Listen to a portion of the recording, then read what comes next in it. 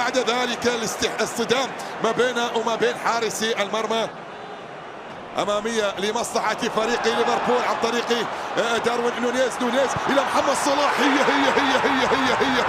نعم، دائما هنالك أرقام، ودائما هنالك من يحطمها، ودائما هنالك صلاح يسجل ويعدل النتيجة لمصلحة فريق ليفربول.